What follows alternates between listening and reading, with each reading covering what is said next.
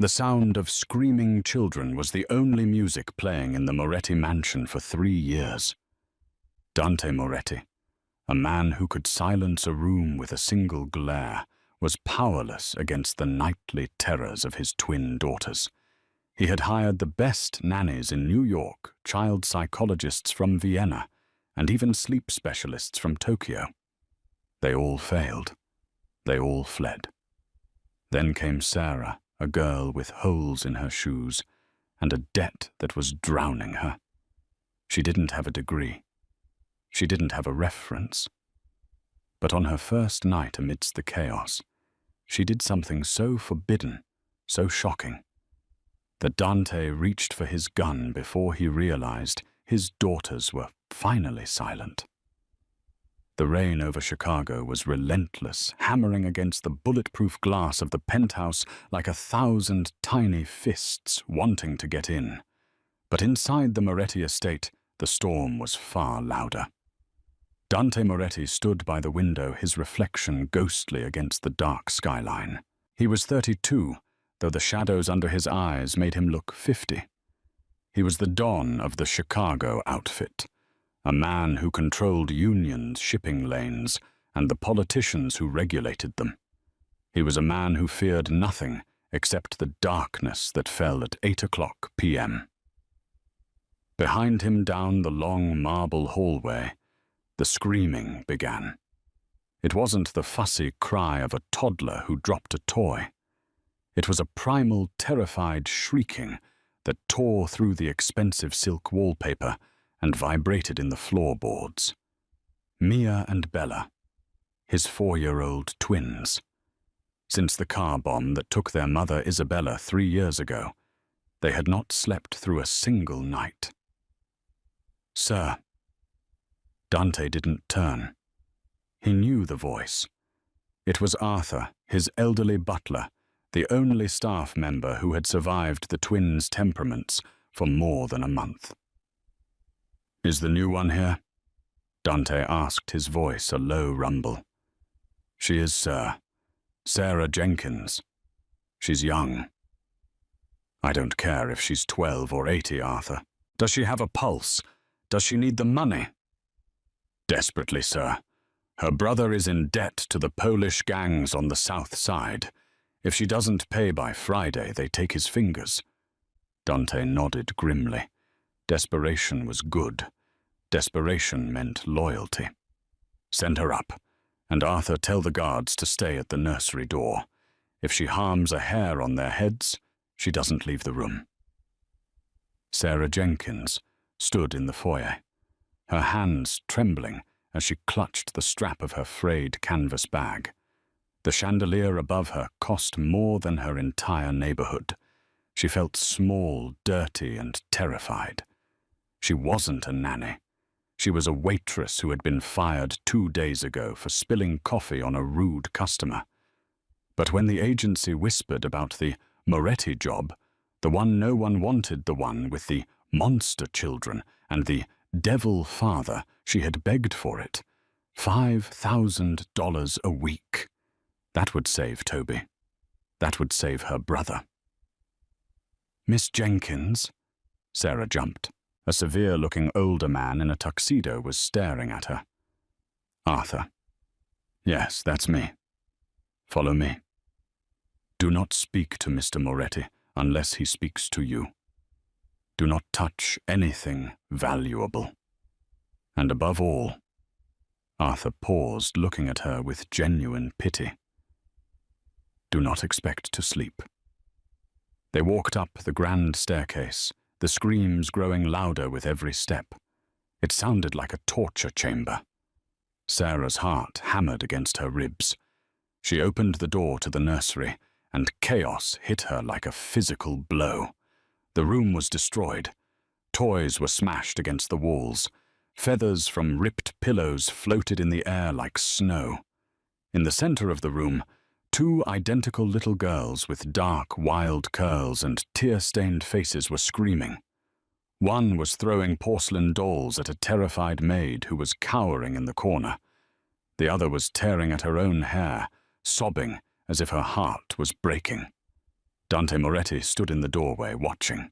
He looked like a statue carved from grief and violence. He didn't move to comfort them. He learned long ago that his touch only made the night terrors worse. They wanted their mother, and he was just the man who failed to save her. "You have 10 minutes, Dante said to Sarah, not even looking at her.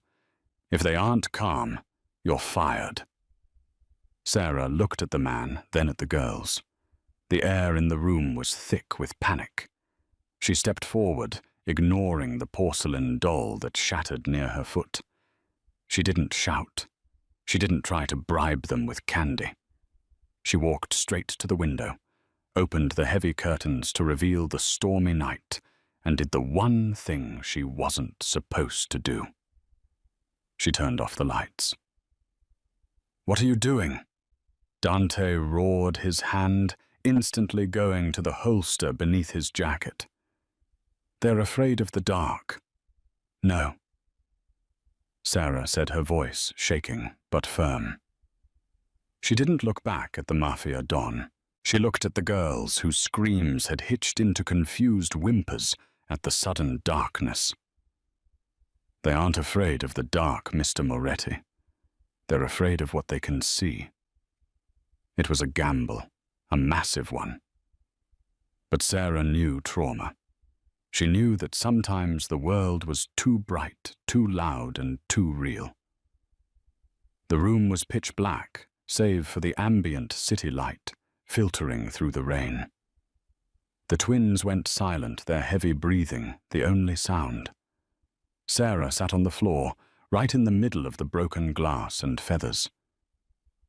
"Come here," she whispered into the dark. Dante watched his finger hovering over the trigger. He had never seen anyone turn off the lights. Every psychologist had demanded night lights, floodlights, brightness to chase away the monsters. But the twins didn't scream. Slowly, hesitantly, 2 small shadows moved toward Sarah.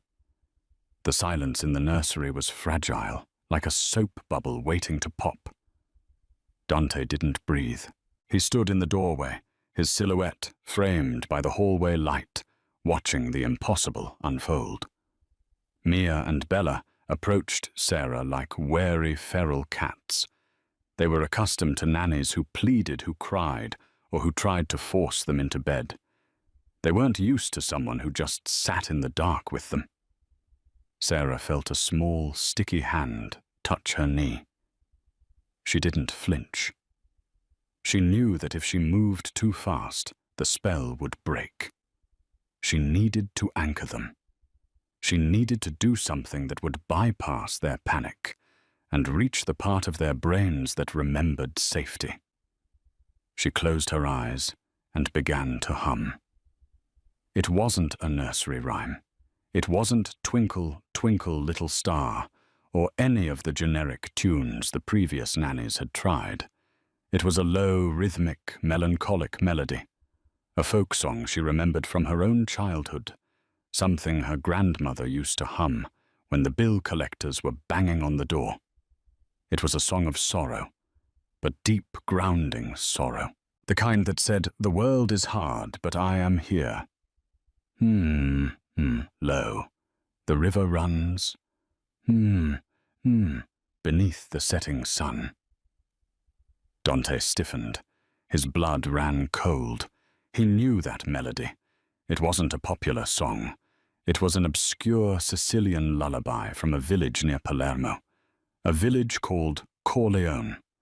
It was the village his wife Isabella had been born in. Isabella used to hum that exact tune when she was pregnant, rubbing her swollen belly while looking out at the lake. She had never sung it after the girls were born. She died before she had the chance to teach it to them. How did this American girl, this broke waitress with the cheap shoes, know the song of the Moretti ancestors? Dante stepped into the room, his boots crunching softly on the glass. "Stop!" he commanded, his voice a low hiss. Sarah stopped instantly. The girls whined a high-pitched sound of protest. "Who are you?" Dante demanded, ignoring his daughter's distress. He grabbed Sarah's arm, pulling her up from the floor. The moonlight hit her face. She looked terrified, her blue eyes wide, her messy blonde bun unraveling. "I'm Sarah. I told you. Where did you hear that song?" He shook her, just a little. Enough to show her he could snap her like a twig. "That is not a song you hear on the radio. Who sent you the Rosses, the Triads?" "I don't know what you're talking about," Sarah cried, wincing at his grip. "My grandmother taught it to me. She was Italian." "Please, you're hurting me." "Daddy, no." The small voice froze Dante in place. He looked down. Bella, the twin, who hadn't spoken a full sentence in 6 months, was tugging on his pant leg. Her eyes were fierce, protective. "Let her sing," Bella whispered. Dante looked at his daughter, then at the terrified Maid. He slowly released Sarah's arm. The red marks of his fingers bloomed on her pale skin. He felt a surge of shame quickly buried under his paranoia. "You have one night," Dante said, his voice cold as ice. "If you are lying to me, Sarah Jenkins, if I find out you are a plant, you will wish you were merely in debt." He backed out of the room, but he didn't leave. He stood in the hallway just out of sight, listening. Sarah, shaking, sat back down. She pulled the girls into her lap. They didn't resist. They curled into her, burying their faces in her cheap cardigan that smelled of rain and lavender detergent. She started to hum again. Within 10 minutes, the unthinkable happened. The twins fell asleep. Dante Moretti leaned his head against the wall in the hallway and let out a breath he felt he had been holding for 3 years. But his eyes remained open, staring at the ceiling. He pulled out his phone and dialed his head of security. "Enzo," he said quietly, "run a deep background check on Sarah Jenkins. I want to know everything. Who her grandmother was, where she was born, who she talks to. Go back 3 generations, and put a tail on her brother." He hung up. The silence in the house was beautiful, but Dante knew better than to trust peace. In his world, peace was just the loading screen for the next war. The next morning, the Moretti household was in a state of shock. The staff moved quietly, whispering in corners. The twins had slept until 8 a.m. Arthur, the butler, looked as if he had seen a ghost. When Sarah walked into the kitchen wearing the simple black uniform Arthur had left out for her, the cook Maria practically threw a plate of fresh biscotti at her. "Eat, eat," Maria said, crossing herself. "You are a saint. A witch, maybe, but a saint." Sarah offered a tired smile. She hadn't slept well. She had spent the night in the small servants' quarters, adjacent to the nursery, listening to the wind and replaying the look in Dante Moretti's eyes. He hadn't looked at her with gratitude. He had looked at her like a predator analyzing a trap. She needed to get the money for Toby and get out. This world, the marble floors, the armed guards at the gate, the volatile man in the master suite, was too dangerous. "Miss Jenkins."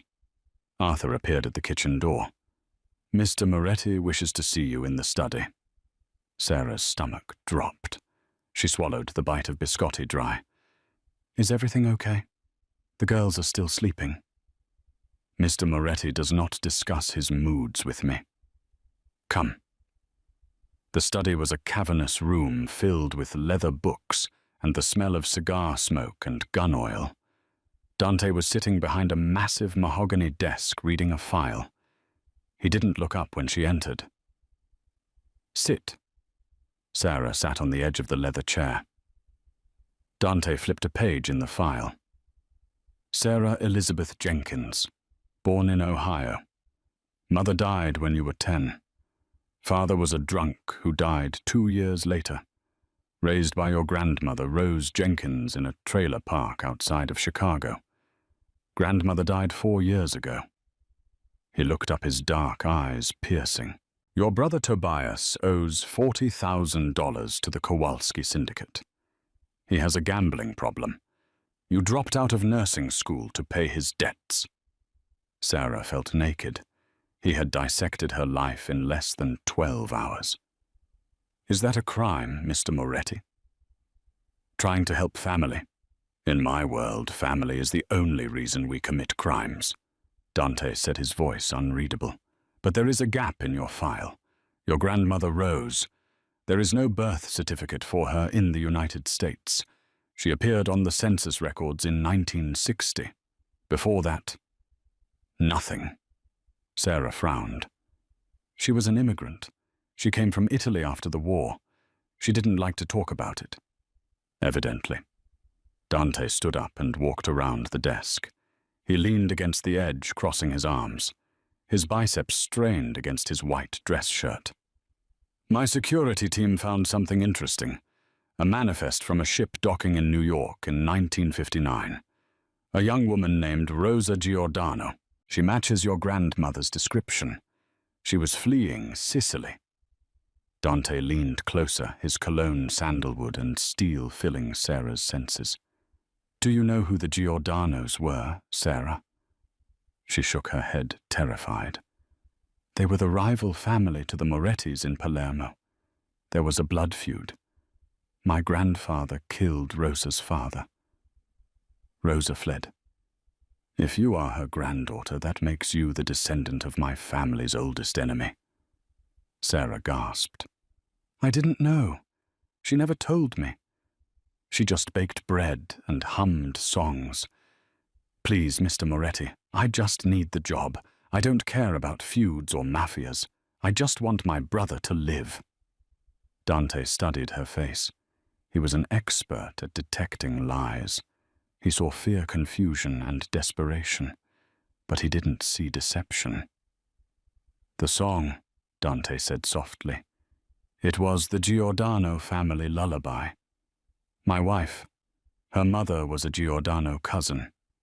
That is why she knew it." A heavy silence hung between them. The connection was bizarre, tangled in blood and history. Sarah was technically kin to his late wife, tied by a lineage of violence she knew nothing about. Suddenly, the heavy oak doors burst open. It wasn't Arthur. It was Enzo, the head of security, his face pale. "Don Dante," Enzo barked, forgetting formalities. "We have a problem, a big one." Dante's demeanor shifted instantly. The grieving father vanished. The capo appeared. "What?" "The police just found a body in the harbor," Enzo said, glancing at Sarah.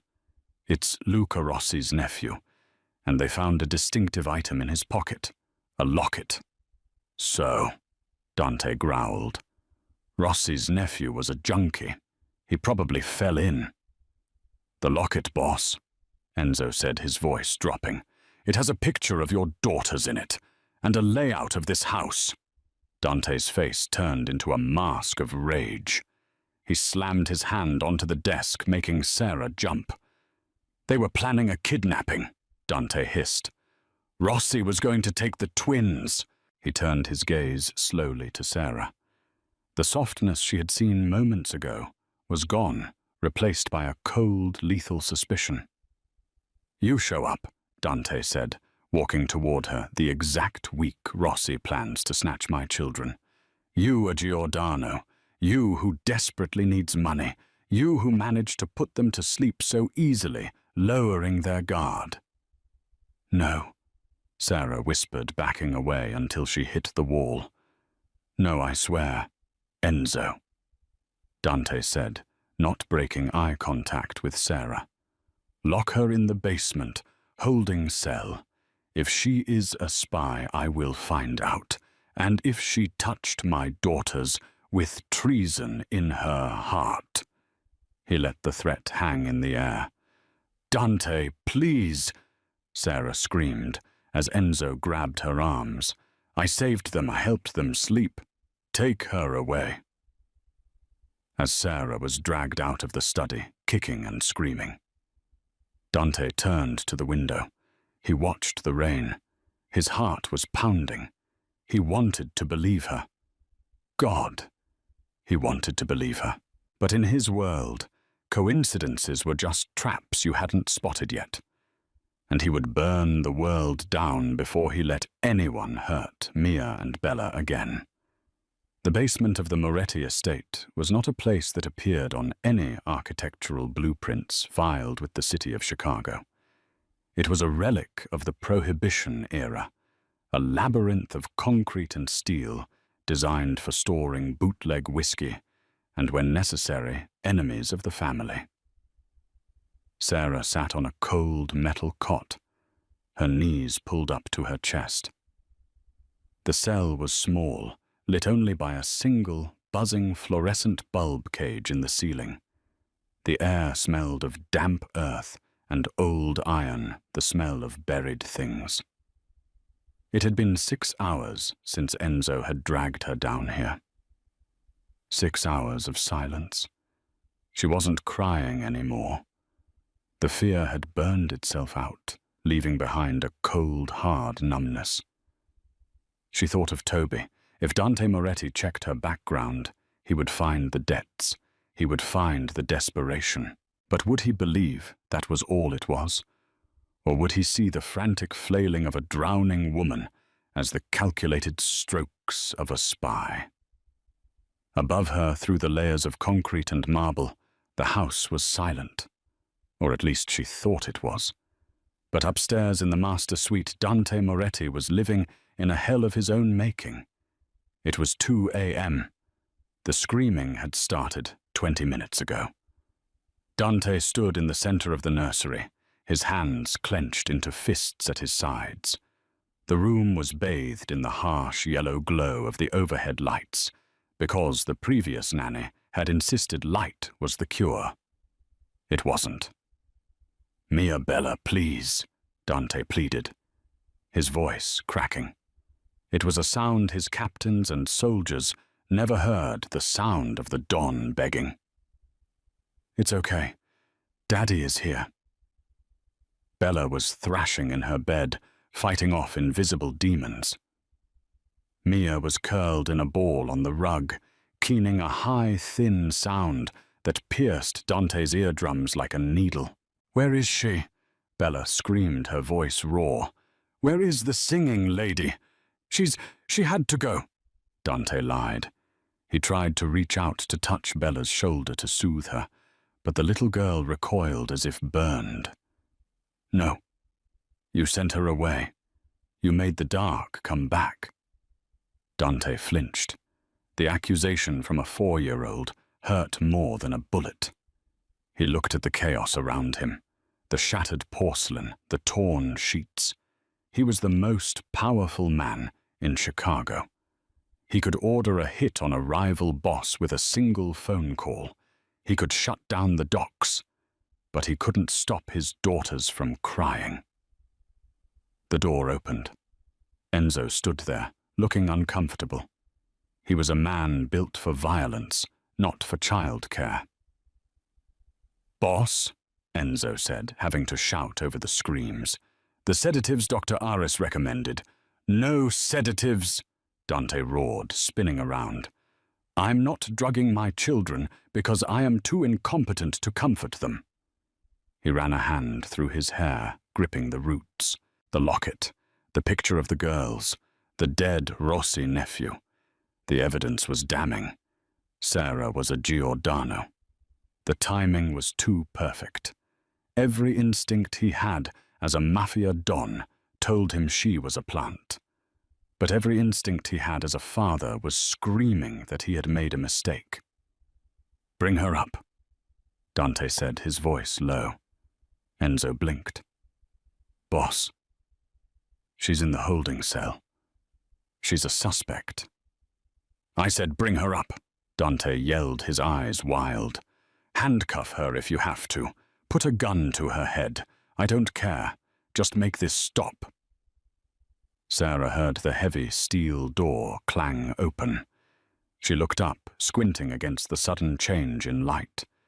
Enzo stood there, 2 other large guards behind him. They didn't look like they were there to bring her dinner. "Get up," Enzo grunted. Sarah stood, her legs shaky. Are you going to kill me?" Enzo didn't answer. He stepped forward, grabbed her wrists, and clicked a pair of cold steel handcuffs onto them. "Move!" They marched her up the stairs. Sarah's heart hammered against her ribs. This was it. They were taking her to the garage or the woods. She would never see Toby again. She would never see the ocean she had always promised herself she'd visit. But they didn't turn toward the garage. They turned toward the grand staircase. As they ascended, the sound hit her. The screaming. It wasn't just noise. It was agony. It was the sound of pure, unfiltered terror. Sarah stopped on the stairs, resisting Enzo's shove. "They're still awake?" she asked, breathless. "Move," Enzo said. "Take these off," Sarah demanded, lifting her bound wrists. The fear for her own life suddenly took a back seat to the maternal instinct that had awakened in her the night before. "I can't hold them with these on." Boss said, "Handcuffs." "And I say take them off, or I won't sing a damn note," Sarah snapped. She didn't know where the courage came from. Maybe it was the exhaustion.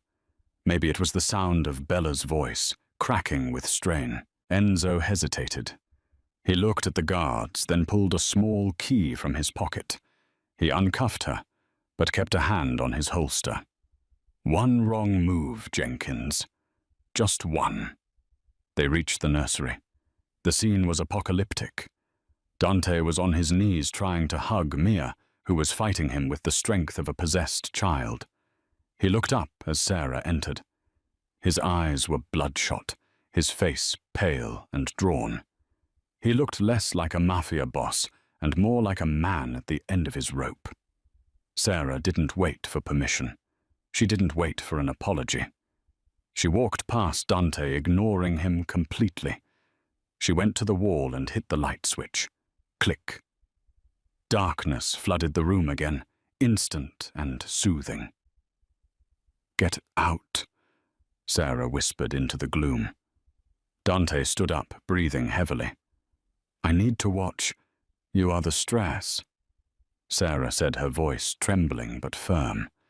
She couldn't believe she was speaking to him this way. "You smell like gunpowder and fear. They can smell it too. Get out. Stand in the hall." Dante opened his mouth to argue, but then he saw it. Bella stopped the thrashing. She sat up in bed, her eyes searching the dark. "Singing lady," Bella whispered. Dante swallowed his pride. It tasted like ash. He backed out of the room, motioning for Enzo to follow. He left the door cracked open 3 inches. Sarah sat on the floor. She didn't rush. She let her breathing sink with the room. She waited until the girls came to her. And they did. Like moths to a flame, they crawled off their beds and found her in the dark. They climbed into her lap, their tears soaking her shirt. She began to hum. The Giordano lullaby. The song of their ancestors. The song of the enemy. In the hallway, Dante slid down the wall until he was sitting on the floor, his head in his hands. He listened to the melody. It was haunting. Beautiful. It was the song his wife should be singing. "Enzo," Dante whispered, not looking up. "Boss?" "Get the car ready. We're going to pay a visit to the south side." "Now, yes." Dante raised his head. His eyes were hard again. Sarah Jenkins might be a witch. She might be a miracle. But she is also a loose end. I want to find her brother. I want to know exactly who owns his debt. And if I find out, The Rosses bought that debt just to plant her here." He didn't finish the sentence. He didn't have to. The look on his face promised a violence that would make the devil blush. Inside the room, Sarah rocked the girls. She whispered stories to them in the dark, stories about a brave mouse and a friendly giant. She smoothed their hair. She felt a connection to them that terrified her. She shouldn't care. She was a prisoner here. But as Bella's breathing deepened into sleep, Sarah kissed the top of her head. "I won't let the bad men get you," she whispered to the sleeping children. "Not the ones outside, and not the one in the hallway." She didn't know that the man in the hallway was currently planning a war to find out if she was worth saving or killing. The dawn broke grey and cold over Chicago. The rain had stopped, leaving the city scrubbed clean and stark. Sarah hadn't slept. She had dozed intermittently, her back against the side of the twins' bed, one hand holding Mia's, the other holding Bella's. Every time she tried to pull away, they whimpered, tightening their grip. At 7:00 a.m., the door creaked open. Sarah stiffened, expecting Enzo and the handcuffs. Instead, it was Dante. He had changed his clothes. He wore a sharp charcoal suit, a black crisp shirt and a silk tie. He looked immaculate, armored against the world. But Sarah saw the fatigue etched around his eyes. He held a silver tray with a steaming cup of coffee and a plate of toast. Sarah stared at him. The Don of the Chicago outfit was bringing her breakfast. "They are still asleep," Dante noted quietly, placing the tray on a small table near the door. "They had a hard night," Sarah whispered, carefully extracting her hands from the girl's grip. She stood up, her joints popping. She felt gross. She was still wearing the same clothes from yesterday now, wrinkled and smelling of the basement cell. "Drink," Dante commanded softly. "You look like a corpse." Sarah took the coffee. Her hands shook slightly as she lifted the cup. "Am I going back to the basement?" Dante looked at her. The morning light caught the stray hairs escaping her bun. He saw the bruise on her wrist where the handcuffs had been. A flicker of guilt crossed his face, quickly suppressed. "That depends," Dante said, "on what my men find." "My brother," Sarah said, putting the cup down with a clatter. "You said you were looking into him. Is he okay? Did the Kowalskis hurt him?" Dante walked to the window, looking out at the sprawling grounds of the estate. "The Kowalskis don't have his debt anymore." Sarah felt the blood drain from her face. "What?" "Who does?" Dante turned. "I do." Sarah blinked. "You paid it." "I bought it," Dante corrected.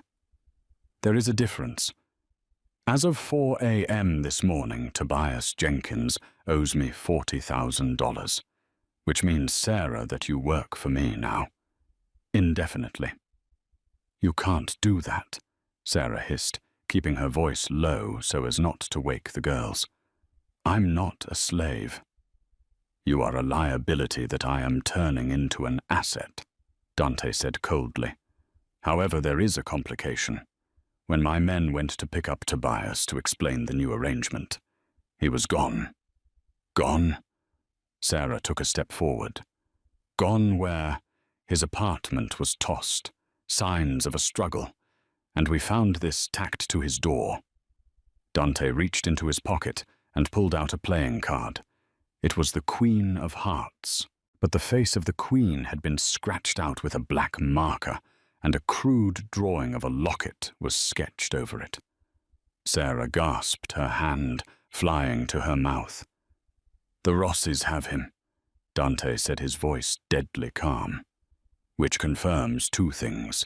One, you were likely telling the truth. If you were working for them, they wouldn't need to snatch your brother as leverage." Sarah felt a wave of relief so strong she nearly collapsed, followed instantly by a wave of terror.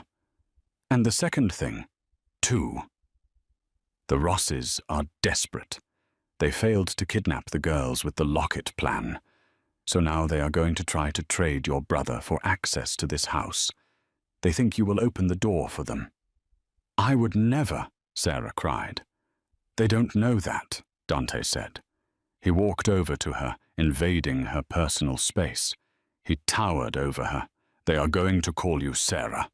Probably on a burner phone they've planted in your things, or they'll call the house line asking for you. They will tell you that if you don't unlock the service gate at midnight, they will kill Tobias. Sarah began to shake. What do I do? Please, you have to help him. Dante studied her face. He reached out his hand, hovering near her cheek before he pulled it back. I protect what is mine. You are my employee now. Your debt is to me. That makes you mine to protect. The words hung in the air, heavy and ambiguous. Mine. But, Dante continued, his eyes narrowing. We have a bigger problem. The locket found on the dead nephew, it contained a layout of the nursery. A layout that was renovated only 3 months ago. Only the staff and the contractors knew it. You think there's a spy here? Sarah realized. I know there is, and until I find them, you trust no one. Not Arthur, not the maids, not even the guards outside that door. You trust only me. Do you understand? Sarah nodded, her throat dry. Yes. Good. Now get showered. There are clothes in the closet. You're not going back to the basement. You're staying in the nursery. You don't leave the girls' side. If the Pope himself comes to the door, you don't open it unless I am standing next to him. The day passed in a blur of tension. The house felt like a bomb waiting to detonate. The storm outside had cleared, but the atmosphere inside was electric. Sarah stayed in the nursery. She played with Mia and Bella, building castles out of blocks, but her eyes were constantly darting to the door. Every creak of the floorboards made her jump. At 2:00 p.m., the nursery door opened. It was Maria the cook. She was pushing a cart with lunch. Lunchtime picolinas, Maria said, her voice cheerful but her smile tight. And for you, Sarah, some soup. Sarah moved to block the girls from the cart. Dante's warning rang in her ears. Trust no one. Thank you, Maria, Sarah said. Just leave it there. I'll serve them. Maria hesitated. Her eyes flicked toward the window, then back to Sarah. She looked nervous. Sweat beaded on her upper lip. I made them special chocolate milk, Maria said, reaching for a pitcher. They love it. Let me pour. No, Sarah said, perhaps too loudly. Maria flinched. The pitcher knocked against the side of the cart, and the lid rattled. A small white powder residue was visible on the rim of the glass pitcher just for a second before Maria covered it with her hand. Sarah's heart stopped. It wasn't just a spy. It was the cook, the grandmotherly woman who had fed Dante since he was a boy. Maria, Sarah said, her voice shaking. Why don't you drink a glass first? Maria went pale. She stared at Sarah, her hands trembling. I'm not thirsty. Drink it, Sarah commanded. She grabbed the pitcher. Maria suddenly lunged. She wasn't reaching for the milk. She was reaching into her apron pocket. She pulled out a serrated steak knife. I'm sorry. Maria sobbed, tears streaming down her face. They have my son. The Rosses have my Marco. She lunged at Bella. No! Sarah screamed. She didn't think. She threw herself across the room, tackling the 4-year-old to the ground, just as Maria slashed downward.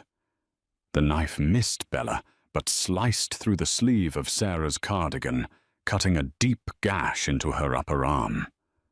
Blood sprayed onto the white rug. Mia screamed. Maria raised the knife again, sobbing hysterically. "Move, Sarah. I have to. They'll kill Marco." Sarah kicked out her foot, connecting with Maria's shin.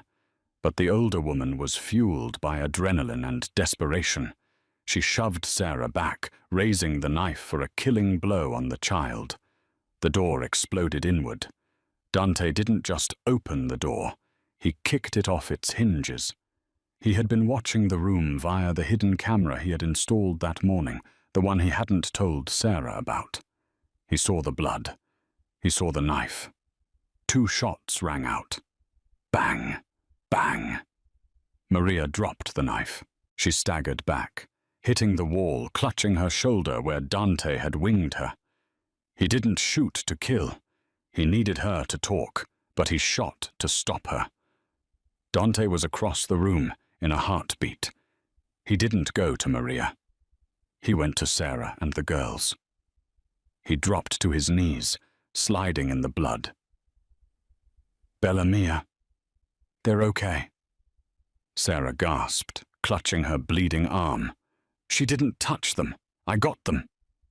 Dante looked at Sarah. Her blood was soaking into her cheap clothes. She was pale, shaking, and clearly in shock. But her body was still curled protectively around his daughter's. He looked at Maria, who was wailing on the floor, as Enzo and the guards rushed in to secure her. "Get the medic," Dante barked at Enzo, "and take Maria to the soundproof room. I want to know everything she knows before she bleeds out." Dante turned back to Sarah. He reached out his hands, covered in her blood, and ripped the sleeve of his expensive shirt to make a tourniquet. "You saved them." Dante whispered, his voice thick with emotion he couldn't suppress. He tied the cloth around her arm tight. Sarah hissed in pain, tears finally spilling over. "She said they have her son, just like Toby." Dante's eyes darkened. The Rossis weren't just attacking.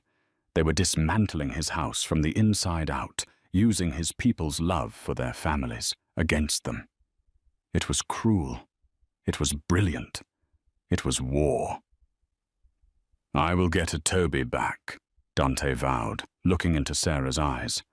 The barrier between boss and employee, between noble and peasant, was gone. There was only blood and survival. And I will rain hell on the Rossis for making Maria do this. He scooped up Bella in one arm and offered his other hand to Sarah. "Can you stand?" "I think so." "Good, because we are leaving. The house is compromised. We're going to the safe haven." "Where is that?" Sarah asked, wincing as she stood. Dante looked at her, his expression fierce. "The one place the Rossis will never look. The place where your song comes from." "Sicily?" Sarah asked, shocked.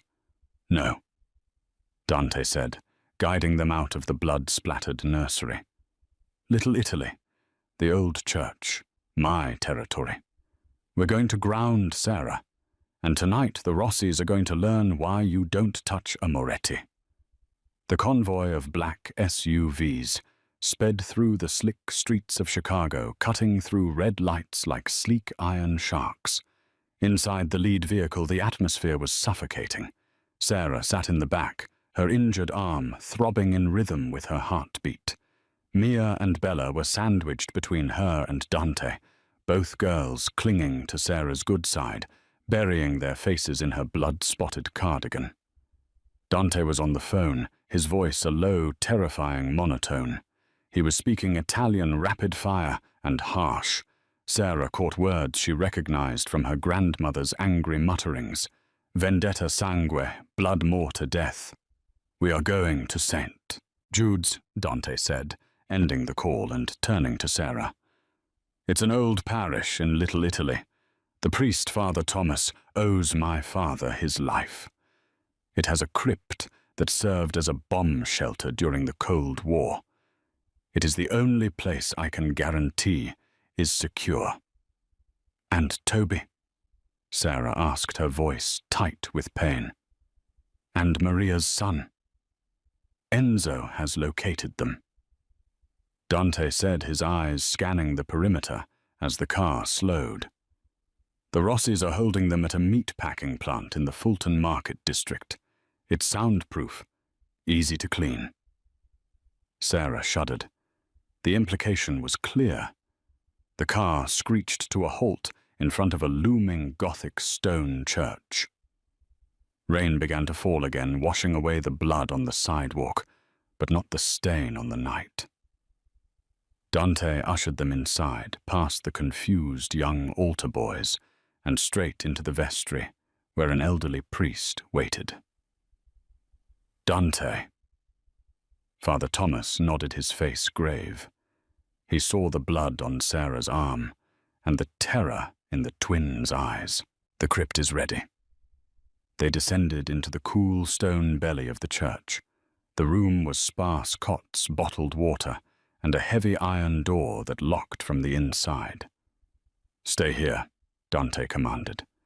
He knelt before the twins. Mia Bella, look at me. The girls looked at their father. For the first time, he didn't look like a distant giant. He looked like a shield. I have to go and fix the bad things, he said softly.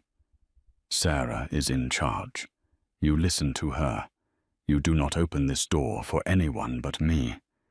If I don't come back... He paused, his throat working. If I don't come back, Uncle Enzo will take care of you. No, Bella cried, grabbing his lapel. Don't go. Dante kissed her forehead, then stood up and turned to Sarah. He reached into his jacket and pulled out a sleek black 9mm pistol. Do you know how to use this? Sarah stared at the gun. I've shot cans off a fence with my brother. Point and squeeze, Dante said, pressing the cold metal into her good hand. If that door opens and it isn't me or Enzo, empty the clip. He looked at her, his dark eyes searching hers. There was a moment, a fleeting electric second, where he looked like he wanted to say something else. Something about how she saved his children. Something about how she, a Giordano, was the only person he trusted in a world of traitors. Come back, Sarah whispered. Dante nodded, once turned, and the heavy iron door clanged shut, sealing them in silence. The warehouse, 11:00 p.m. Dante. Moretti did not sneak into the Rossi stronghold. He didn't believe in stealth when his family was threatened. He believed in shock and awe. He drove his SUV straight through the loading bay doors of the meat-packing plant, the crash of metal and shattering glass announcing his arrival like a thunderclap. Before the Rossi soldiers could recover from the impact, Dante was out of the car. He moved with the lethal grace of a tiger. 2 shots, 2 men down. He took cover behind a forklift as bullets sparked against the concrete floor. Moretti! Screamed a voice from the catwalk above. It was Luca Rossi, the don of the rival family. He was a bloated, sweaty man who smelled of cheap cigars and fear. He was holding a terrified young man by the collar, Tobias, Sarah's brother. Next to them, bound to a chair, was Marco Maria's son. You have a lot of nerve coming here alone, Luca laughed, pressing a gun to Toby's temple. I'll blow his brains out before you take a step. I'm not alone, Dante called out, his voice echoing in the cavernous room. Suddenly the skylights above shattered. 4 of Dante's best enforcers, rappelling from the roof, dropped into the fray. Chaos erupted. Dante didn't wait. He sprinted across the open floor, firing upward. He wasn't aiming for Luca. He was aiming for the hydraulic line of the crane above the catwalk. The bullet struck true, The line burst, hissing violently, and the heavy crane hook swung wildly, smashing into the catwalk railing. The metal groaned and buckled. Luca lost his balance, stumbling back. In that split second of distraction, Toby, fueled by the adrenaline of the doomed, threw an elbow into Luca's gut and dove to the side. Dante climbed the access ladder, ignoring the bullets whizzing past his ears.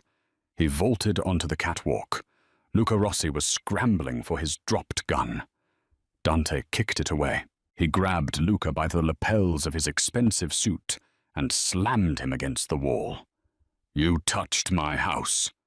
Dante snarled, his face inches from Luca's. "You turned my cook. You tried to kidnap my daughters." "It's business, Dante." Luca pleaded, his eyes wide. "Just business. The Giordanos." "The Giordanos are dead," Dante roared. "And Sra, she's a Moretti now." He didn't kill him. Death was too easy. Dante pistol-whipped him, knocking him unconscious instantly. He would let the police and the corrupt judges on his payroll handle Luca. He wanted him to rot in a cell, watching the Moretti empire grow while his own crumbled. Dante cut Marco loose.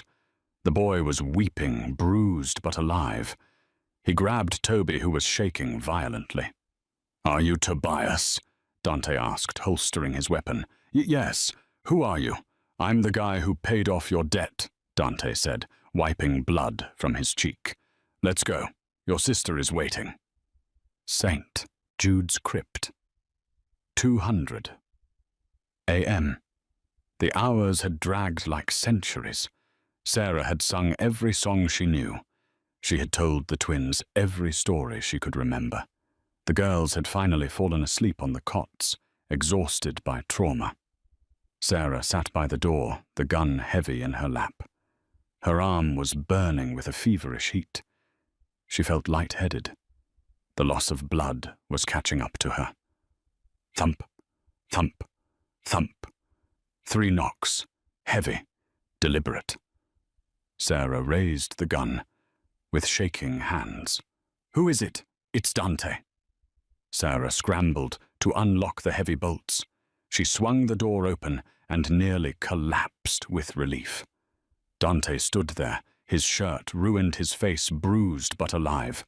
Behind him stood a terrified, skinny young man with familiar blue eyes. "Toby," Sarah cried, dropping the gun. She tried to run to him, but her knees gave way. The room spun. The last thing she felt was Dante's arms catching her before she hit the stone floor. Sunlight. Bright, sterile, white sunlight. Sarah blinked her eyes open. She wasn't in the crypt. She wasn't in the nursery. She was in a hospital room. A very expensive private hospital room. There were fresh flowers on the table. Lilies. She tried to sit up, but a sharp pain in her arm stopped her. She looked down. Her arm was bandaged professionally, an IV line running into her hand. "Careful," a deep voice rumbled from the corner. Dante was sitting in a wing-back chair reading a newspaper. He looked tired but clean-shaven. He was wearing a casual sweater, which made him look less like a mob boss and more like a dad. "The girls," Sarah asked, her voice raspy. "They are in the next room watching cartoons with your brother," Dante said, folding the paper. "Toby is fine. A few bruises. He ate enough breakfast for 3 men." Sarah relaxed back into the pillows. "And Maria's son?" "Safe. Maria has been retired," Dante said, choosing his words carefully. "She has been sent to live with relatives in Florida. She will not return to Chicago. I do not forgive traitors, Sarah, but I understand mothers. She did it to save her son. For that, I let her live." He stood up and walked to the side of her bed. He looked at her with an intensity that made Sarah's breath hitch. "Why did you do it?" he asked quietly. "You could have run. When Maria pulled that knife, you could have run out the door. You owe me nothing." I couldn't leave them, Sarah said simply. They're just little girls, Dante. They didn't ask for this life. Neither did you. Dante reached into his pocket and pulled out a velvet box. He placed it on the table. I had your grandmother's records unsealed, Dante said. Rosa Giordano didn't just flee the feud. She fled because she was in love with a Moretti, my great-uncle. They were forbidden lovers. She was pregnant when she left. Sarah's eyes went wide. What it means, Dante said, a small, crooked smile touching his lips, that the reason you know that lullaby is because your grandmother sang it to her secret lover. It means you aren't just an employee, Sarah. You are distant family. You have Moretti blood. The revelation stunned her. The connection wasn't just coincidence. It was fate. The feud that had destroyed so many lives had finally come full circle, not in blood, but in healing. The doctor says you need 2 weeks to recover, Dante said, his tone shifting to business, though his eyes remained soft. After that, you have a choice. I have deposited $100,000 into an account for you and Toby. You can take him move to California, start a bakery, do whatever you want. You will never see me again. Sarah felt a cold knot in her stomach at the thought. And the other choice? Dante leaned closer. He took her hand, the one not connected to the IV. His thumb brushed over her knuckles. Or, he whispered, you come back home, not as a maid, not as a nanny. The girls, they haven't stopped asking for you. They slept through the night last night, Sarah, because they knew you were in the building. And you, Sarah asked, her heart pounding, do you want me there? Dante Moretti. The man who feared nothing looked terrified for a brief second. I haven't slept through the night in 3 years, he confessed softly, until I heard you singing in the dark. He didn't say I love you. It was too soon for that. But he said everything else. Sarah squeezed his hand. I don't like California. It's too sunny. Dante smiled, a real, genuine smile that reached his eyes. He leaned down and pressed a kiss to her forehead, lingering there. Get some rest, he said. We're going home tomorrow. 6 months later. The Moretti estate was no longer silent. It was filled with noise, the sound of Toby laughing as he chased the twins through the garden, the sound of music playing from the open windows. In the nursery, the lights were off. Dante stood in the doorway, his arm around Sarah's waist. She was no longer wearing a uniform. She wore a silk dress, her hair loose. Inside the room, Mia and Bella were tucked into bed. They weren't screaming. They weren't crying. Sing it again, Mama, Sarah, Bella whispered. Sarah leaned her head against Dante's shoulder. He tightened his grip on her, pulling her close. The ghosts were gone. The feud was over. The poor maid had done the unthinkable. She had turned a house of war into a home. Sarah took a breath, and in the darkness the melody began. Lo, the river runs. And for the first time in forever, everyone in the Moretti house slept in peace. And that, my friends, is the incredible story of how a simple lullaby ended a Mafia war. Sarah didn't just save the twins from their nightmares. She saved Dante from his own darkness. It just goes to show that sometimes the most powerful weapon isn't a gun or a bomb. It's kindness, bravery, and a haunting melody from the past. I really hope you enjoyed this roller coaster of romance, danger, and redemption. It took a long time to write this one out. So if you did enjoy it, please do me a huge favor.